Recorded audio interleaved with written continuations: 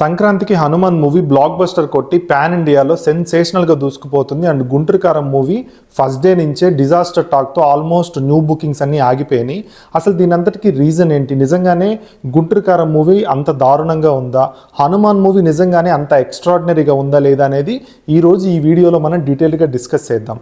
అన్నిటికంటే ఫస్ట్ చూసుకుంటే హనుమాన్ మూవీ గురించి మాట్లాడుకుంటే మనం హనుమాన్ మూవీ టీం వాళ్ళు అసలుకి వాళ్ళ ప్రమోషన్స్తో కానీ లేదంటే మూవీలోని కొన్ని స్పెక్టాక్యులర్ విజువల్స్తో కానీ సాంగ్స్తో కానీ లేదంటే హిందూయిజంకి సంబంధించిన కొన్ని ఎలిమెంట్స్తో కానీ మూవీకి చాలా పెద్ద బజ్ని క్రియేట్ చేశారు. అది కూడా not only south, all over India బజ్ని మాత్రం చాలా బాగా క్రియేట్ చేశారు. ఈక్వల్ టు పెద్ద పెద్ద మూవీస్ ఏవైతే బజ్ని క్రియేట్ చేసినాయి ఇంతకుముందు ఆ రేంజ్లో క్రియేట్ చేశారు. నిజంగా ఫ్రాంక్గా చెప్పాలంటే అసలు హనుమాన్ మూవీలో ఆ ప్రొడ్యూసర్ కానీ లేదంటే డైరెక్టర్ కానీ లేదంటే హీరో కానీ అసలు ఎవ్వరికీ తెలియదు. ఈవెన్ మన సౌత్లో కూడా చాలా తక్కువ మందికి తెలుసు. అలాంటిది అంత పెద్ద బజ్ని క్రియేట్ చేయడం అనేది మామూలు విషయం కాదు. అసలుకి హనుమాన్ మూవీకి ఉన్న పెద్ద ప్లస్ ఏంటంటే ఆ మూవీ సబ్జెక్టే మన ఇతిహాసాలని కనెక్ట్ చేస్తూ ఒక సూపర్ హీరో క్యారెక్టర్ని క్రియేట్ చేశారు.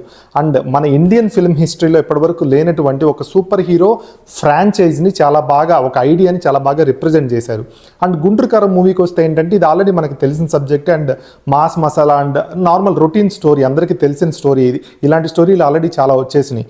బట్ ఇక్కడ ఏంటంటే ఈ మూవీ గుంటూరు కారం మూవీకి ఉన్న మెయిన్ ప్లస్ ఏంటి అంటే Mahesh Babu stardom and Mahesh Babu acting and శ్రీలీలకి సంబంధించి ఏదన్నా లక్ కలిసి వస్తుందని చెప్పేసి వీళ్ళు ఆలోచించినట్టుగా నాకైతే అనిపించింది. బట్ ఏంటంటే ఇప్పుడు మన తెలుగు ఆడియన్స్ కూడా, ఎస్పెషల్లీ మన సౌత్ ఆడియన్స్ అనేది తీసుకోండి లేదంటే ఇండియన్ ఆడియన్స్ అని చెప్పాలంటే అందరూ చాలా బాగా అప్డేట్ అయ్యారనమాట. ఒక స్ట్రాంగ్ స్టోరీ కానీ లేదంటే ఒక స్ట్రాంగ్ ఎలిమెంట్ కానీ స్ట్రాంగ్ పాయింట్ కానీ లేకపోతే థియేటర్కి వచ్చి చూసే రోజులు పోయినాయి అనమాట. ఇంతకుముందు ఏంటంటే ఒక పెద్ద హీరోను లేదంటే ఒక మంచి స్టార్డమ్ ఉన్న చరిష్మా ఉన్న హీరోని చూడటానికి థియేటర్స్కి వచ్చేసేవాళ్ళు అనమాట, సినిమాతో సంబంధం లేకుండా. బట్ ఇప్పుడు ఏంటంటే ఆ రోజులు అవి వర్కౌట్ అవ్వట్లేదు. ఇప్పుడు ఒక స్ట్రాంగ్ ఎలిమెంట్ ఉంటే తప్పితే, చాలా ఇంట్రెస్టింగ్గా ఉంటే తప్పితే మనం ఆడియన్స్ని థియేటర్కి తీసుకురాలేకపోతున్నాం. సో అక్కడ వీళ్ళు ఫెయిల్ అయ్యారని చెప్పేసి అయితే నాకైతే అనిపించింది. ఇంకొక మెయిన్ థింగ్ ఏంటి అంటే ఈ రెండు మూవీస్ సేమ్ డేన క్లాష్ అయినప్పుడు హనుమాన్ మూవీకి ఎక్కువ థియేటర్స్ ఇవ్వకపోవడం కూడా ఆ ఎఫెక్ట్ అనేది గుంటూరు కారం మూవీ రిజల్ట్ మీద పడిందని నాకైతే అనిపించింది. బట్ ఆఫ్టర్ రిజల్ట్స్ చూసిన తర్వాత నాకు అనిపించింది ఏంటి అంటే ప్రొడ్యూసర్స్ కావాలని చేశారనిపించింది. ఎందుకంటే ఇప్పుడు మనకు అందరికీ తెలిసింది గుంటూరు కారం మూవీ బడ్జెట్ అనేది హనుమాన్కి డబుల్ బడ్జెట్ అనమాట. ఇన్ కేస్ ఫస్ట్ డేనే ఏదన్నా negative talk, in case theatres అన్ని ఈక్వల్గా డిస్ట్రిబ్యూట్ చేసి ఉంటే చెప్తున్నాను, ఇన్ కేస్ నెగిటివ్ టాక్ కానీ లేదంటే మిక్స్డ్ టాక్ కానీ వచ్చినప్పుడు ఏమవుతుందంటే ఆటోమేటిక్గా ప్రొడ్యూసర్ అనే అతను పెట్టింది కూడా రాదు, బ్రేక్ ఇన్ దాకా కూడా కాదు కదా, 50% కూడా రాదనమాట. సో వీళ్ళు ఏం ప్లాన్ చేశారంటే ఫస్ట్ డేనే మ్యాక్సిమం మెజారిటీ ఆఫ్ ది షేర్ని వాళ్ళు రాబట్టుకుంటే నెక్స్ట్ డే ఇన్ కేస్ తగ్గినా కానీ ప్రొడ్యూసర్ అట్లీస్ట్ ఆయన పెట్టిన మనీ ఆయనకు వస్తుంది అండ్ ఇండస్ట్రీ బాగుంటుందని చెప్పేసి వాళ్ళు ఆలోచించారని నాకైతే అనిపించింది. ఎందుకంటే ఇప్పుడు మూవీ రిజల్ట్ గురించి మనం పక్కన పెట్టేద్దాం, అది హిట్ ఆఫ్ ఫ్లాప్ అనేది తర్వాత సంగతి. ఏ మూవీకైనా సరే హండ్రెడ్స్ ఆఫ్ ది పీపుల్, కొన్ని మూవీస్కి అయితే థౌజండ్స్లో కూడా వర్క్ చేస్తారనమాట. సో ఇప్పుడు ఏమవుతుందంటే ఇన్ కేస్ మూవీ ఒకటి ఫ్లాప్ అయినప్పుడు ప్రొడ్యూసర్ మొత్తం నష్టపోతే ఏమవుతుందంటే నెక్స్ట్ అతను ఇంకొక మూవీ తీసేటప్పుడు ఈ ప్రీవియస్ మూవీ రిజల్ట్ అనేది దాని మీద ఖచ్చితంగా పడుతుందన్నమాట. సో ఇన్ కేస్ ఫ్లాప్ అయినా కానీ ఆయన పెట్టిన మనీ ఆయనకు వస్తే ఏమవుతుందంటే ఇండస్ట్రీ బాగుంటుంది. సో అది నాకు అనిపించింది అనమాట. అందుకని వీళ్ళు ముందే అంతా ప్లాన్ చేశారని నాకైతే అనిపించింది. ఎందుకంటే ఇప్పుడు హనుమాన్ మూవీకి ఇన్ కేస్ ఫస్ట్ 2 days లేదంటే first 3 days first 1 week theatres ఇవ్వకపోయినా కూడా ఇన్ కేస్ తెలుగు స్టేట్స్లో ఒక్క థియేటర్ కూడా ఇవ్వలేదు అని అనుకుందాం హనుమాన్కి. హనుమాన్ ఆల్రెడీ నార్త్లో ఇటువైపు రిలీజ్ అయిపోయింది అండ్ హిట్ టాక్ వచ్చేసింది, మంచిగా వెళ్తుంది. ఆ తర్వాత 1 week తర్వాత మనకి ఇక్కడ హనుమాన్ రిలీజ్ చేసినా కానీ ప్రతి ఒక్కరు థియేటర్కి వెళ్ళి మ్యాండేటరీగా చూస్తారు. ఎందుకంటే నాకు తెలిసినంత వరకు తెలుగు వాళ్ళు ఎస్పెషల్లీ మనం మాత్రం దారుణమైన మూవీ లవర్స్. ఆ మూవీ లాంగ్వేజ్తో సంబంధం లేకుండానే ఒక రేంజ్లో దాన్ని ఆదరిస్తాం. అలాంటిది మన తెలుగు మూవీ అంత బాగుందని తెలిసినా కూడా దాన్ని చూడకుండా అయితే ఎవ్వరు ఉండరు అనమాట. దాన్ని డబుల్ బ్లాక్ బస్టర్ చేస్తారు చెప్పాలంటే మూవీ బాగుందంటే. బట్ మరీ తక్కువ థియేటర్స్ అంత దారుణంగా ఇవ్వడం అనేది కొంచెం ఇదిగానే అనిపించింది అనమాట. పర్సంటేజ్ వైజ్గా ఇచ్చినా కానీ కొంచెం బాగుండేది. అండ్ నెక్స్ట్ మూవీ రిజల్ట్స్ గురించి మాట్లాడుకుంటే ఫస్ట్ గుంటూరు కారం తీసుకుంటే ఇది మరీ దారుణంగా ఉంది అంటే మరి అంతేం లేదు చెప్పాలంటే. ఎందుకంటే ఇక్కడ మహేష్ బాబు మనం కలేజా కూడా ఫ్లాపే నాకు తెలిసినంత వరకు.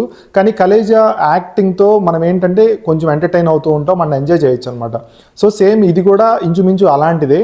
ఎందుకంటే ఇక్కడ మనం మెయిన్గా బ్లేమ్ చేయాల్సింది ఎవరిని అంటే నాకు తెలిసినంత వరకే త్రివిక్రమ్నే. ఎందుకంటే అసలు దీనికి త్రివిక్రమ్ అంటే ఎవరు నమ్మను అని కూడా నమ్మడు. అసలు త్రివిక్రమ్ మార్కే లేదు, only Mahesh Babu one man show అని చెప్పుకోవచ్చు. మహేష్ బాబు డిఫరెంట్గా కనపడతాడు అండ్ మహేష్ బాబు లాంగ్వేజ్ కానీ స్వాగ్ కానీ అంతా కంప్లీట్లీ డిఫరెంట్ ఉంటుంది. అండ్ కొన్ని నేను ఆల్రెడీ రివ్యూ ఇచ్చాను, ఈ 2 మూవీస్ నేను చూసి రివ్యూస్ కూడా పెట్టాను ఆల్రెడీ, మీరు ఇన్ కేస్ ఒకసారి చూడండి. అండ్ గుంటూరు కారంలో చూసుకుంటే మనం కొన్ని చోట్ల ఎంటర్టైన్ అవుతాం అండ్ ఫ్యామిలీతో జస్ట్ వన్ టైమ్ హ్యాపీగా కూర్చొని చూడగలిగే సినిమాని. మరి అంత దారుణమైన సినిమా అయితే నాకైతే అనిపించలేదు. అండ్ నెక్స్ట్ హనుమాన్ మూవీ తీసుకుంటే, హనుమాన్ మూవీ నిజంగానే అంత ఎక్స్ట్రాడినరీగా ఉందా లేదా అనేది ఇప్పుడు నేను చెప్తాను. హనుమాన్ మూవీలో లాస్ట్ 3 minutes హనుమాన్ సెగ్మెంట్ ఏదైతే ఉందో దాంతో ఏం చేశాడంటే డైరెక్టర్ 3 minutes గూస్ బంప్స్తో, లేదంటే అసలుకి ఆడియన్స్ని ఎవరైతే ఉన్నారో సినిమా చూసేవాళ్ళు వాళ్ళని కంప్లీట్ సాటిస్ఫాక్షన్తో బయటకు పంపించారు. సో ఓవరాల్గా ఏంటంటే సినిమా అనేది సూపర్గా ఉంది అండ్ చాలా బాగా వచ్చింది అండ్ మంచిగా ఉంది. బట్ ఇక్కడ నేను నాకు అనిపించిన కొన్ని పాయింట్స్ నేను చెప్తున్నాను. ఇక్కడ మూవీలో ఈ last 3 minutes Hanuman segment and ఒక 3 ఎలివేషన్ పాయింట్స్, ఈ కీ ఫ్యాక్టర్స్ ఇవి తీసేస్తే మూవీ ఏంటంటే అంత పెద్ద ఎక్స్ట్రాడినరీ మూవీ అయితే కాదు. ఎందుకంటే ఇది చరిత్రలో నిలిచిపోయేటటువంటి మూవీ అయితే కాదు. ఎందుకంటే నేను చెప్తాను క్లియర్గా. ఇక్కడ మెయిన్ పాయింట్ ఏంటి అంటే ప్రశాంత్ వర్మ మ్యూజిక్ మీద కానీ లేదంటే బ్యాక్గ్రౌండ్ మీద కానీ ఎక్కువగా కాన్సన్ట్రేట్ చేయడు ప్రీవియస్ మూవీస్తో చూసుకుంటే. దీంట్లో ఏంటంటే కొంచెం బెటర్గా పర్ఫామ్ చేశాడు. బట్ ఇది కూడా ఏంటంటే మనం సినిమా చూసినంతసేపు అది గుర్తుంటుంది కానీ బయటకు వచ్చిన తర్వాత మీకు ఏమి గుర్తుండవు. మీరు ఒకసారి ఆలోచించుకోండి, మూవీ చూస్తే మీకు పెద్దగా ఏం గుర్తుండవు. లాస్ట్ 3 minutes హనుమాన్ చాలీసా తీసేయండి, మీకు మూవీలో పెద్దగా ఏం గుర్తుండవు అనమాట. బట్ మూవీకి ఎక్కువగా వర్కౌట్ అయ్యేది అవే music and background. But Prashanth Varma దాని మీద ఎక్కువ కాన్సన్ట్రేట్ చేయడం అనిపించింది నాకు.